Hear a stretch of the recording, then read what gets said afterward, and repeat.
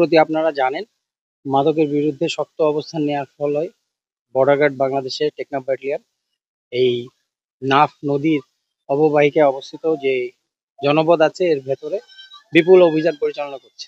তো গোপন সূত্রে আমাদের তথ্য ছিল এখানে এক শ্রেণীর মাদক ব্যবসায়ী জনপদের বিভিন্ন মাদক সেবনকারীদের কাছে মাদক বিক্রি ছাড়াও অস্ত্র ভাড়া দেয়া এবং এখান থেকে নাশকতামূলক কার্যকলাপের বেশ কিছু পরিকল্পনা গ্রহণ করে।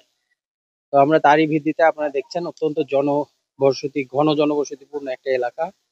এই এলাকার জনসাধারণ সবসময় বর্ডার গার্ড বাংলাদেশের পাশে থাকে এই ধরনের অভিযানে।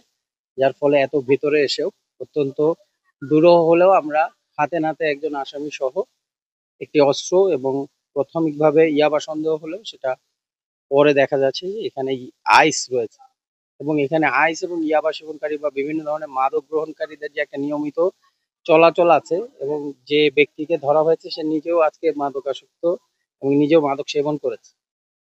তো সেই মাদক সেবনের সকল আলামত সহ আমরা স্থানীয় চাক্ষুষ সাক্ষী হিসেবে পাশের যে দোকানে কর্মরত ব্যক্তি ছিল তাকে সহ প্রাথমিক তথ্যপত্র ভিত্তিতে আমরা এখন বিস্তারিত প্রতিবেদন তৈরি করব, বিস্তারিত তদন্ত করব এই ঘটনার সাথে কারা জড়িত।